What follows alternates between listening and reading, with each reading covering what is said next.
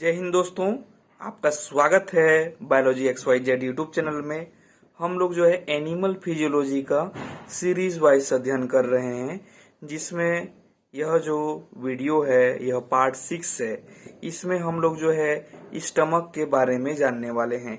इससे के पहले के वीडियो में हम लोगों ने जो सलेवरी ग्लैंड है, ठीक है, उसके बारे में जाना है। आज के इस वीडियो में हम लोग जानेंगे स्टमक के बारे में। तो देखिए, स्टमक आपको यहाँ दिखाई दे रहा होगा।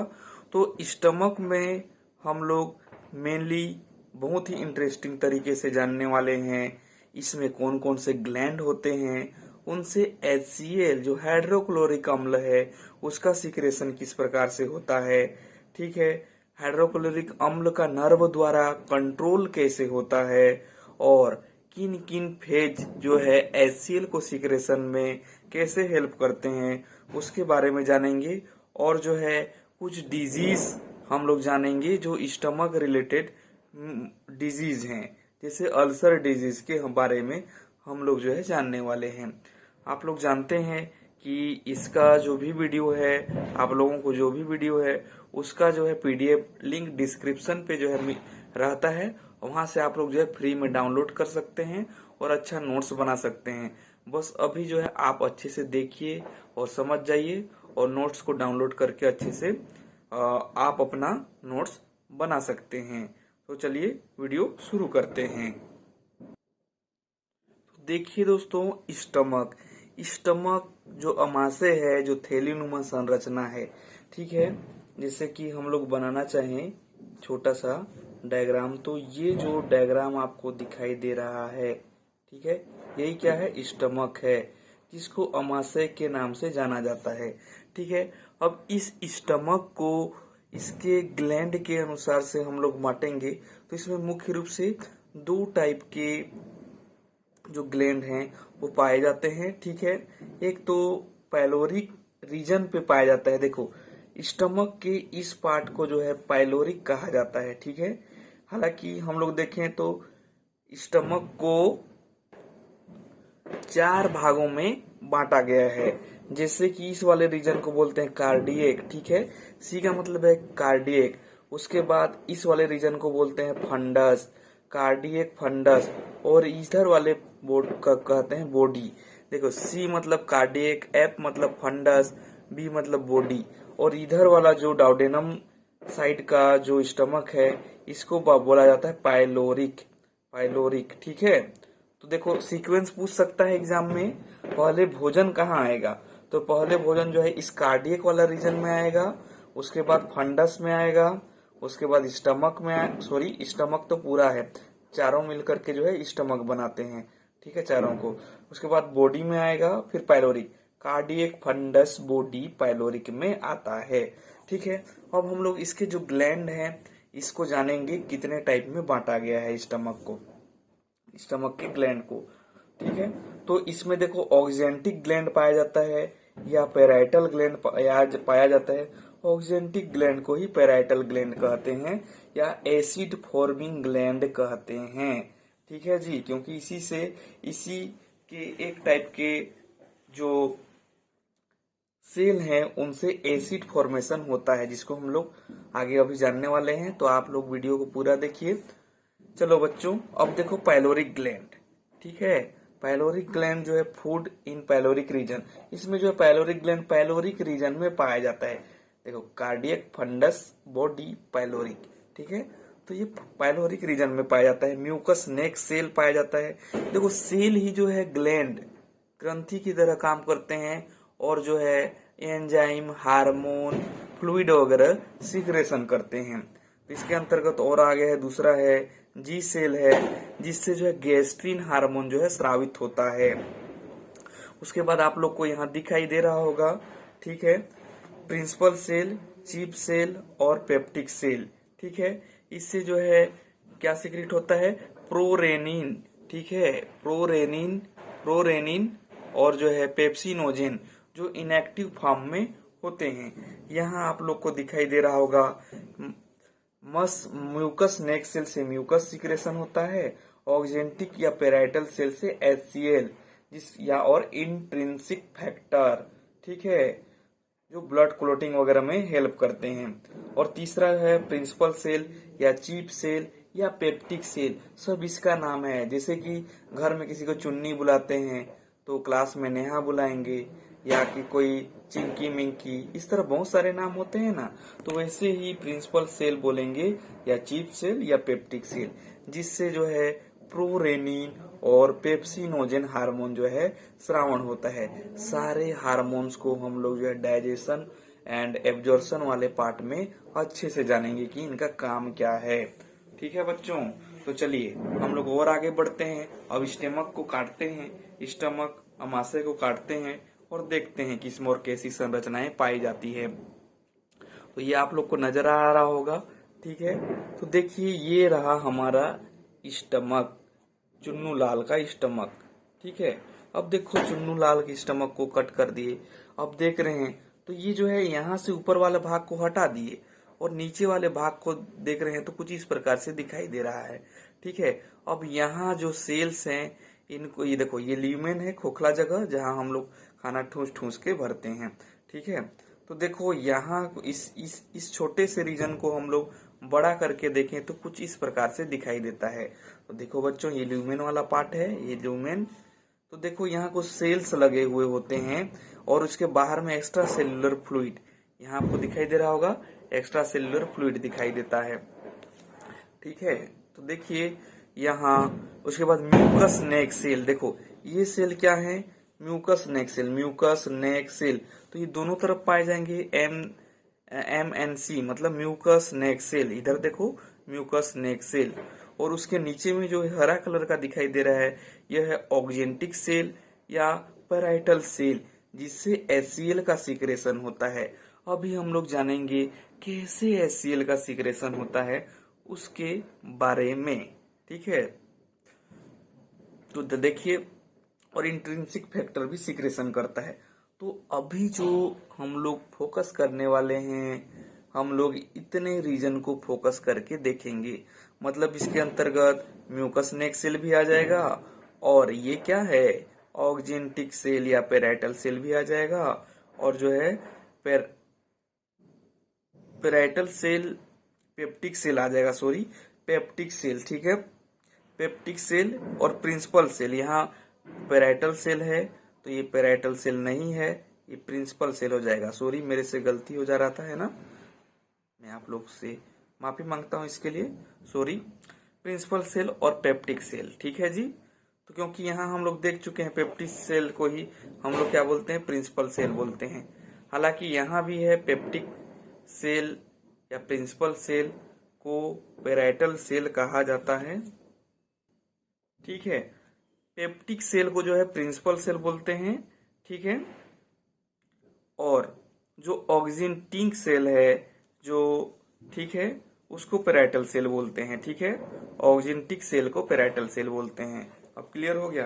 तो देखो हमको नजर आएगा कौन कौन सा, म्यूकस नेक सेल, ऑक्जेंटिक सेल और जो है प्रिंसिपल सेल या चीफ सेल या पेप्टिक सेल हम लोग को नजर आएगा। देखो यहाँ आपको दिखाई दे रहा होगा, देखो ये नीचे में, ठीक है, इसको फोकस करके हम लोग इधर देख रहे हैं। देखो नीचे में आप लोग को दिखाई दे रहा होगा, ये ऊपर वाला भाग क्या है, म्यूकस नेक सेल। ठीक है, बाहर में एक्स्ट्रा सेलुलर फ्लूइड। ठीक है, और जो है उसके नीचे में देखो ऑक्जेंटिक सेल या पेराइटल सेल दिखाई दे रहा होगा। इसी से जो है HCl जो है सिक्रेशन होता है। ठीक है जी। अब देखो प्रिंसिपल सेल या चीफ सेल जो है नीचे की ओर पाए जा रहे हैं, जिससे प्रोरेनिन और जो है पेप्सिनोजेन स्रावण होता है। अब देखो ये जो ऑक्जेंटिक सेल आप लोग को दिखाई दे रहा है, इसी ऑक्जेंटिक सेल में जो है कैनिकुलाई मतलब HCl स्रावण होता है, और इसमें ये जो खांच नजर आ रहा है, ठीक है, इसको बोला जाता है केनालिकुलाई ऑफ पेराइटल सेल। इसको क्या बोला जाता है बच्चों, केनालिकुलाई ऑफ पेराइटल सेल। तो अभी जो है देखो इसमें H और Cl मिल करके HCl बनाते हैं। तो सिर्फ और सिर्फ हम लोग किसको फोकस करेंगे, अब पेराइटल सेल और ऑक्जेंटिक सेल को फोकस करके देखेंगे। तो इसमें HCl आखिर बनता कैसे है। ठीक है जी, अभी यहाँ तक देख चुके हैं तो आप चैनल को लाइक भी कर देना। ठीक है, क्योंकि मैं आप लोग के लिए ऐसे वीडियो देखो मैं भी मोटिवेट होता हूँ, ठीक है, ताकि बच्चे लोग पसंद कर रहे हैं चैनल को और वीडियो को, है ना। तो लाइक करना, ओके, और चैनल पे नए हैं तो क्या करना वो आप जानते हैं। आपको अच्छा लग रहा होगा तो आप सब्सक्राइब कर लिए होंगे, और मैं जानता हूँ आप लोग पहले से भी सब्सक्राइब कर लिए हैं, ओके। तो देखो बच्चों, अभी हम लोग जो है ऑक्जेंटिक सेल और पेराइटल सेल को ही बड़े रूप में देखेंगे, और एचसीएल कैसे श्रावण होता है उसको जानेंगे। तो बच्चों अभी जो है फोकस होकर के देखो, ठीक है, वीडियो को इधर उधर दूसरा काम मत करो, ठीक है, फोकस होकर के देखो, क्योंकि यहाँ जो है कॉन्सेप्ट बहुत इजी है और इंटरेस्टिंग है, लेकिन थोड़ा सा कॉन्सेंट्रेट करना पड़ेगा। देखो, फॉर्मेशन ऑफ एचसीएल, ठीक है, ऊपर लिख दिया छोड़ गया था, इन ऑक्जेंटिक सेल और ऑक्जेंटिक ग्लैंड, ठीक है।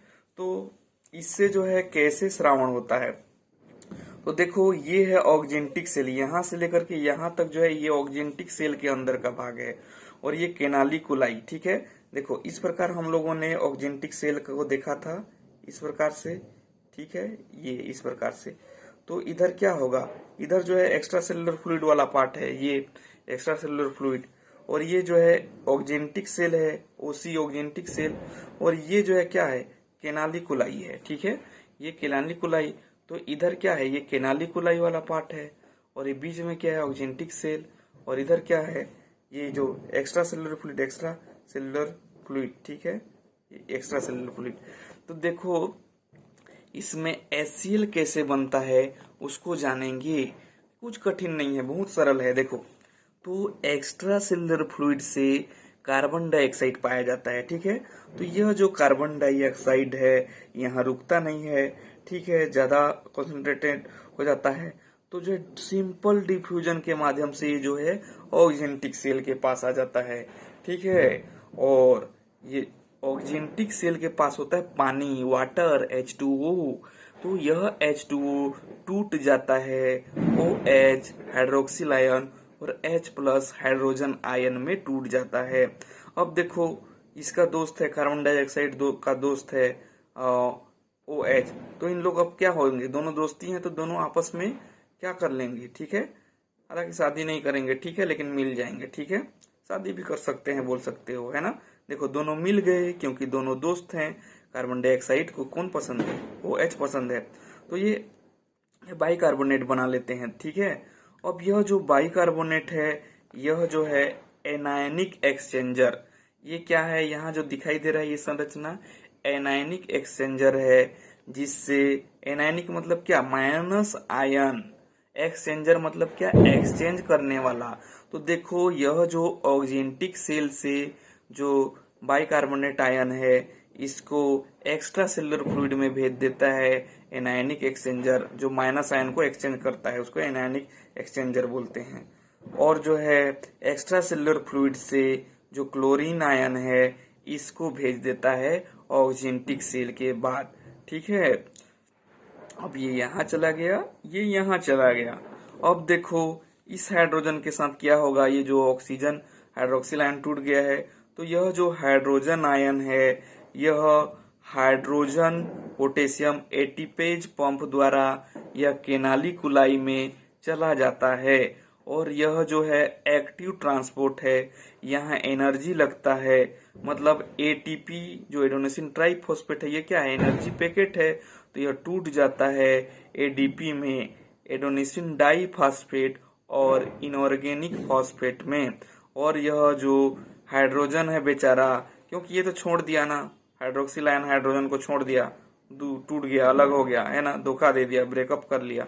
तो यह जो हाइड्रोजन आयन है अब क्या करेगा बेचारा, केनालिकुलाई के पास ये देखो आ गया, ठीक है, अब इसका ब्रेकअप हो गया है, ठीक है, हाइड्रोजन आयन का।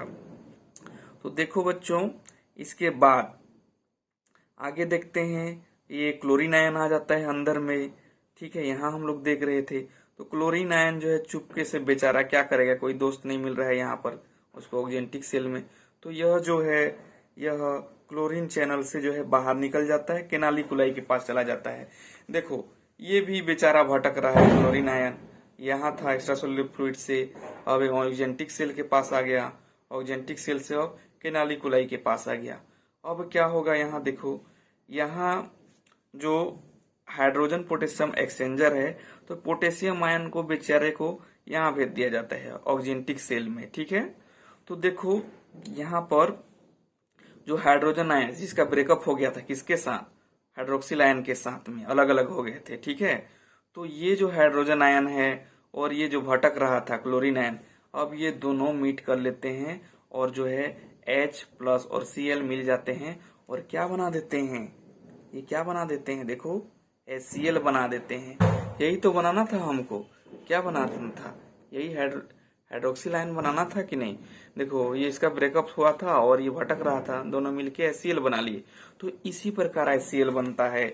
इस समय बहुत सारी घटनाएं घटित होता है। सोडियम आयन जो है केनालिकुलाई से ऑक्जेंटिक सेल के अंदर आ जाता है और यह सोडियम आयन जो है सोडियम पोटेशियम पंप, जिसमें भी एक एटीपी लगता है, ऊर्जा लगता है, और एडीपी आईपी में इनऑर्गेनिक फॉस्फेट्स में चेंज हो जाता है। और यह सोडियम आयन भी कहाँ एक्स्ट्रा सेलुलर फ्लूइड में आ जाता है। ठीक है, और इस समय 3 सोडियम आयन जो है अंदर आता है। तो यह सोडियम आयन कहाँ से आया है, यह सोडियम आयन हम लोग जो नमक खाए हैं ना, नमक खाए हैं, तो नमक में क्या रहता है, नमक में यानी देखो हम लोग नमक खाते हैं तो नमक में भी क्या रहता है, NCl। तो ये किसी न किसी माध्यम से उसी नमक से ही केनालिकुलाई के पास आया हुआ है, जो टूट जाता है किसमें, Na और Cl माइनस में। तो उसी का ये जो है Na है, जिसमें ज्यादा मात्रा में हम लोग नमक खाते ही रहते हैं ना, खाना के साथ सब्जी के साथ, तो वही ये जो है अंदर आ जाता है और यह पोटेशियम आयन जो है इधर अंदर चला जाता है ऑक्जेंटिक सेल में। इस समय जल जो है सिंपल डिफ्यूजन से, देखो सिंपल डिफ्यूजन से यह ऑक्जेंटिक सेल से फिर केनालिकुलाई में चला जाता है। क्लोरीन आयन भी बेचारा क्या करेगा, और बहुत सारे क्लोरीन आयन है ना, एक दो थोड़ी है, यहाँ भटकने वाले लोग एक दो थोड़ी हैं जी, बहुत सारे। तो क्लोरीन आयन भी यहाँ ऑक्जेंटिक सेल से फिर केनालिकुलाई में चला जाता है। ठीक है, और किसी हाइड्रोजन आयन से ये भी दोस्ती कर लेगा, है ना। चलो एक बार मैं क्विकली और रिवीजन कर दे रहा हूँ। चलो देखो, सबसे पहले क्या किया, जो एक्स्ट्रा सेलुलर फ्लूइड है, जो हीरो है, यह आ गया ऑक्जेंटिक सेल के पास।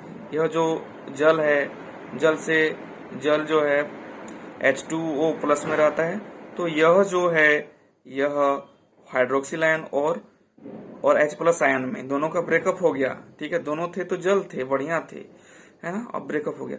तो ये जो CO2 हीरो है वो H हाइड्रोक्सिल आयन से मीट कर लेता है, बाइकार्बोनेट आयन बन जाता है, और जो है एनायनिक एक्सचेंजर द्वारा यह अंदर चला जाता है एक्स्ट्रा सेलुलर फ्लूइड में, और क्लोरीन आयन को इस समय इधर बुला लिया जाता है।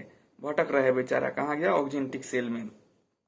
ऑक्जेंटिक सेल में आकर के यह जो है भटकते भटकते जो कैल्शियम चैनल है, सॉरी क्लोरीन चैनल है, और उससे जो है ये केनालिकुलाई में आ जाता है, और यह हाइड्रोजन जो है हाइड्रोजन पोटेशियम जो एक्टिव ट्रांसपोर्ट से यह केनालिकुलाई में आ जाता है। यहाँ पर एक एटीपी यूज हो जाता है, एडीपी और इनऑर्गेनिक फास्फेट में टूट जाता है। अब देखो ये जो ब्रेकअप हुआ था H प्लस का और Cl का मीटअप हो जाता है और यह हाइड्रोक्लोरिक अम्ल में चेंज हो जाता है।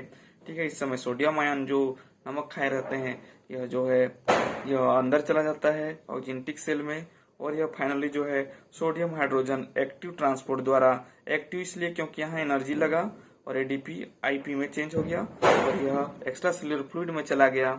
एक्स्ट्रा सेलुलर फ्लूइड से 2 पोटेशियम आयन जो है ऑक्जेंटिक सेल में आ गया। ठीक है, ऑक्जेंटिक सेल में आ गया।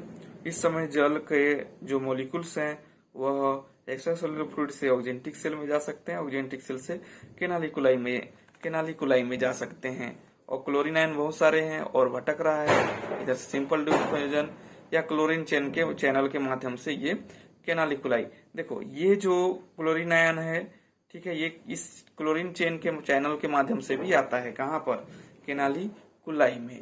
होप आप समझ गए होंगे।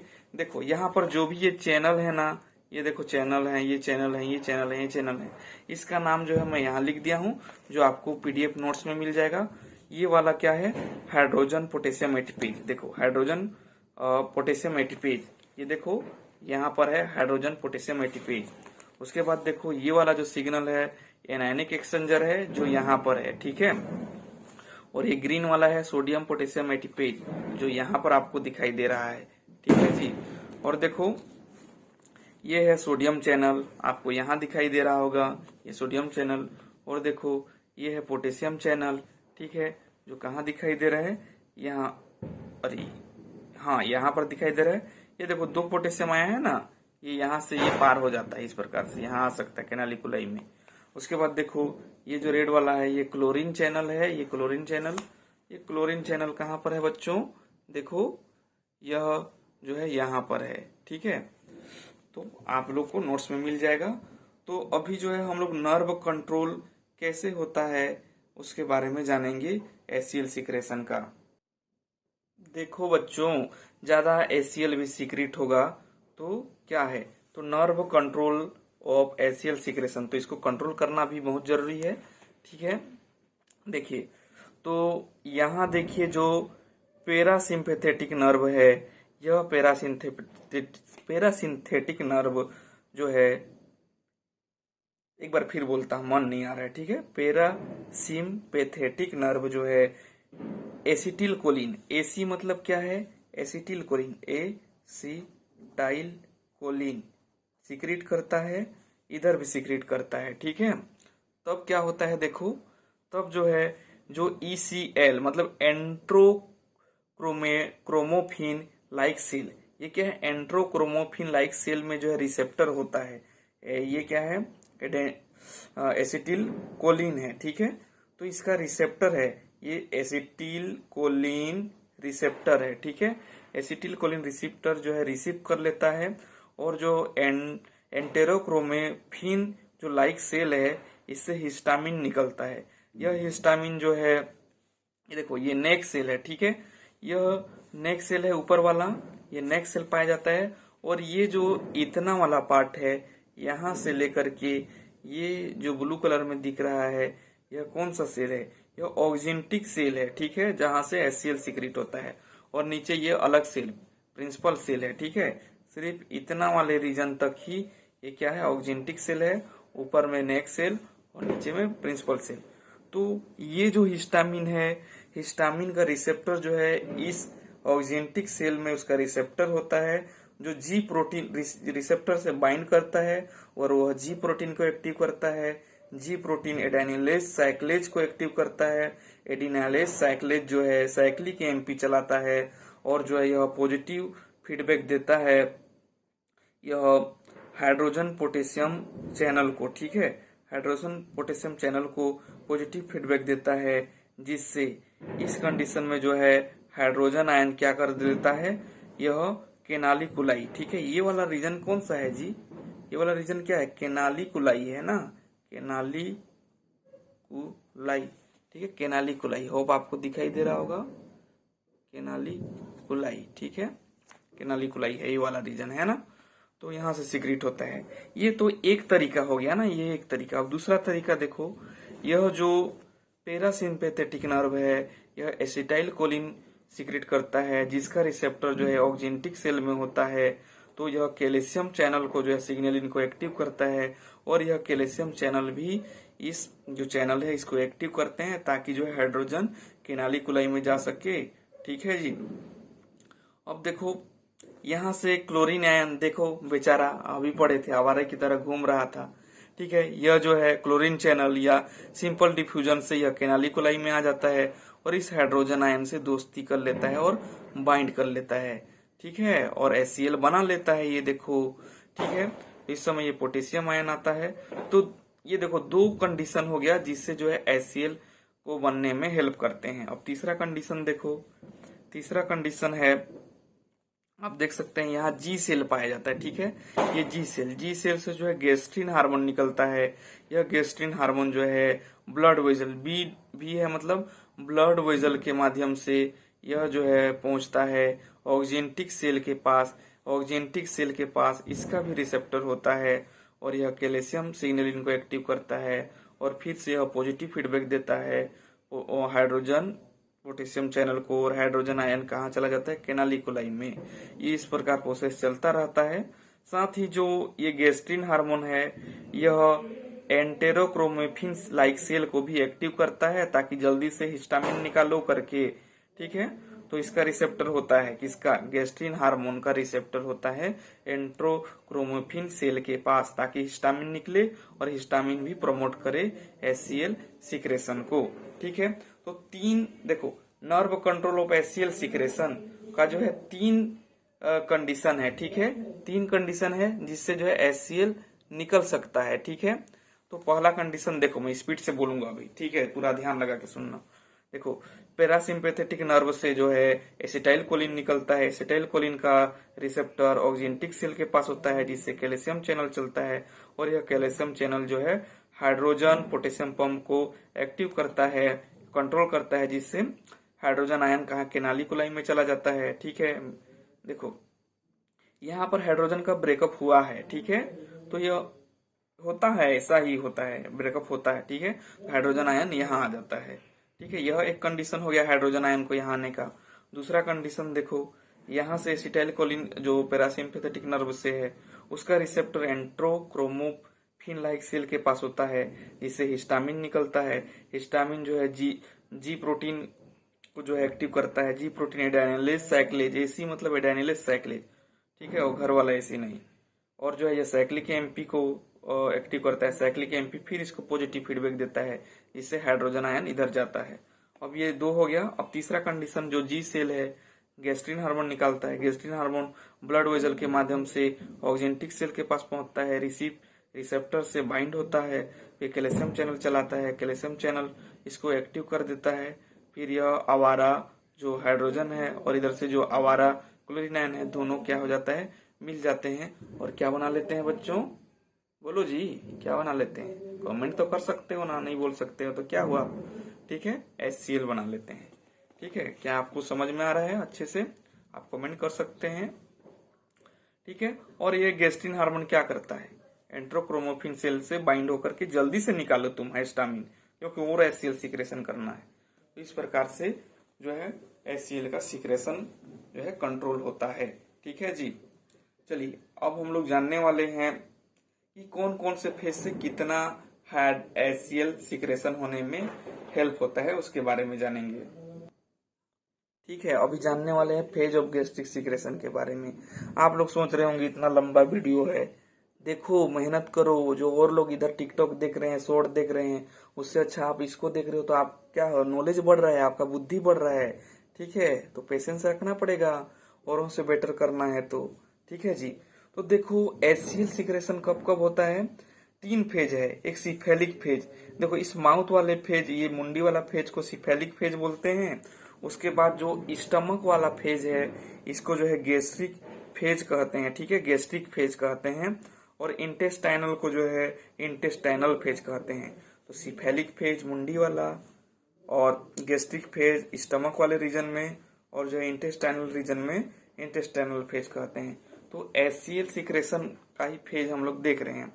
तो देखो HCl कब कब निकलता है, जब हम लोग ये देखो, मान लो ये क्या है, फूड है। ठीक है, फूड में देखो आप लोगों के लिए समोसा बनाया हूं मैं, देखो खा लेना। और ये देखो जिलेबी है। ठीक है, तो देखो जब हम लोग किसी खाने वाली वस्तुओं को जब भूख लग रहा होता है या मन ललचाता है, तो जब हम लोग देखते हैं, ठीक है, जब हम लोग देखते हैं तो दिमाग में क्या बनने लगता है, उसका थॉट बनने लगता है। ठीक है, जैसे इमली हो गया, पनीर हो गया, चिकन हो गया, है ना, फिश हो गया, अंडा हो गया, ठीक है, और जिलेबी हो गया, ठीक है, और गुपचुप हो गया। ये सब को देखते हो तो क्या मन ललचाता है ना, तो थॉट आता है। तो उस समय भी यह यहाँ से जो है क्या होता है, इस समय पॉजिटिव सिग्नल जाता है और HCl के सिक्रेशन को होने में जो है स्टूमुलाई, जो नर्व द्वारा स्टूमुलाई प्राप्त होता है और सिक्रेशन होता है। तो सिफेलिक फेज में जो है 30% जो है सिक्रेशन होता है। और ये जो है वेगस नर्व, देखो ये जो थॉट है सिफेलिक फेज में, इसका वेगस सेंट्रल कंट्रोल होता है। ठीक है, जो मेडुला ऑब्लांगेटा से निकलता है।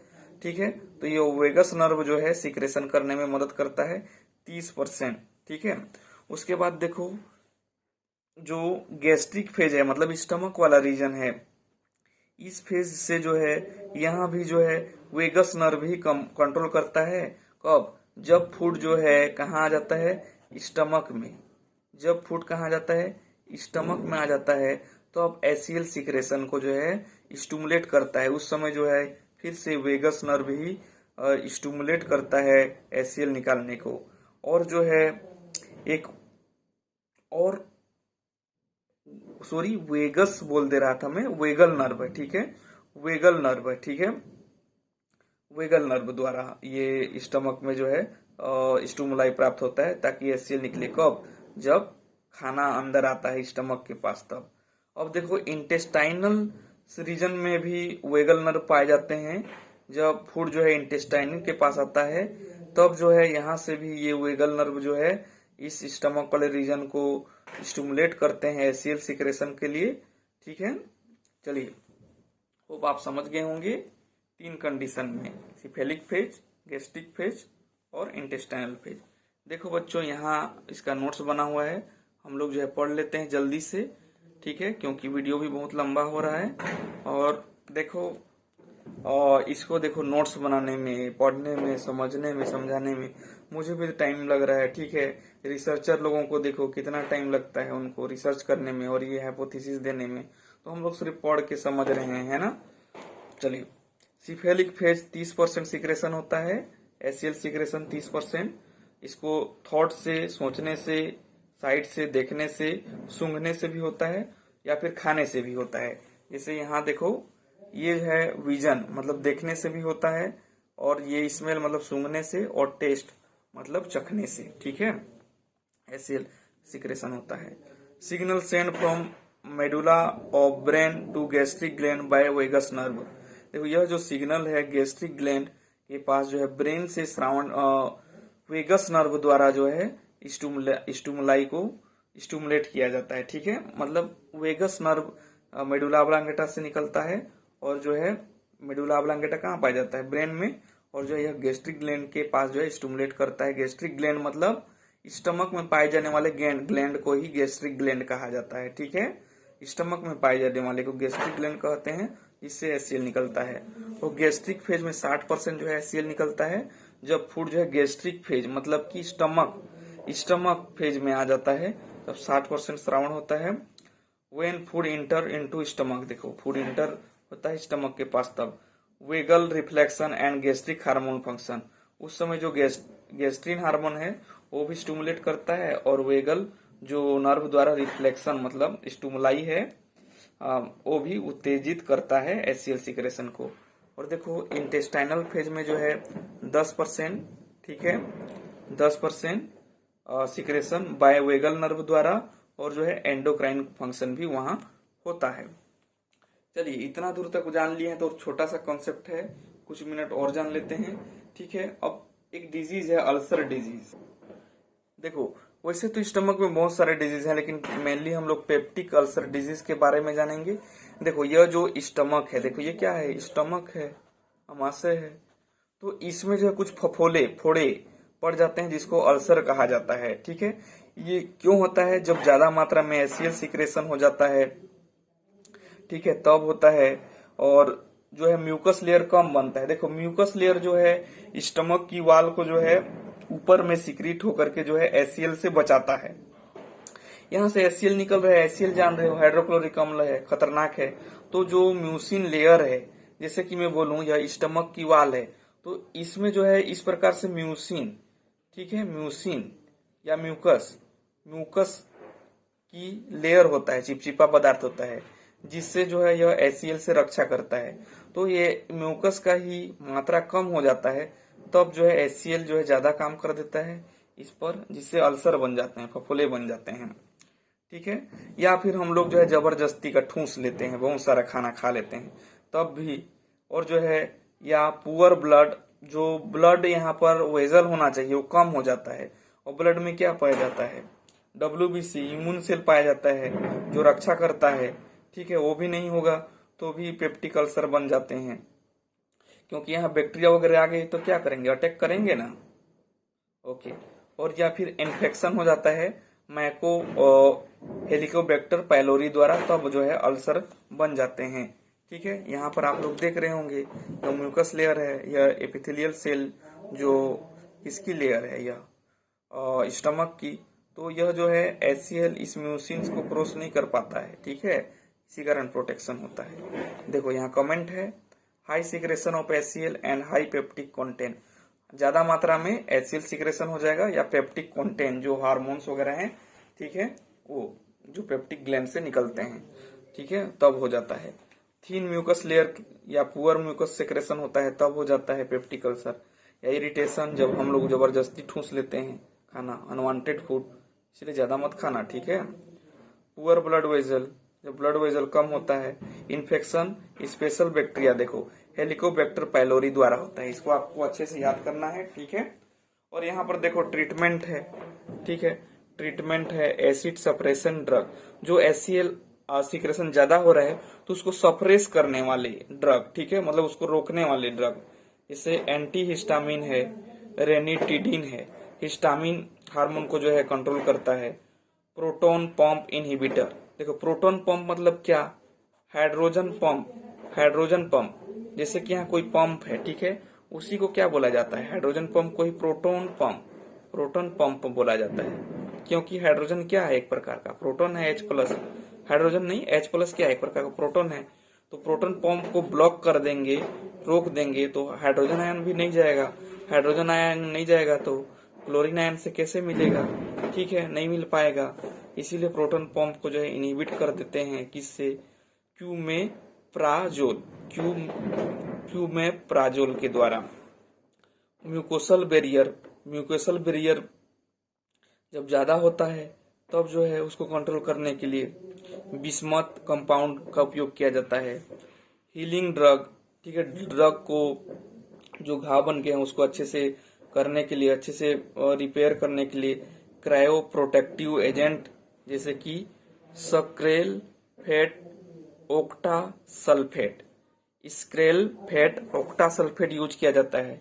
बड़ा अजीब नाम है, ठीक है, कुछ को आप लोग यूज कर सकते हैं, 2-4, जैसे कि एंटी रेनिटिडिन, म्यूकोसल बैरियर, ठीक है, प्रोटोन इनहिबिटर, 2-3 को आप लोग कर लेना।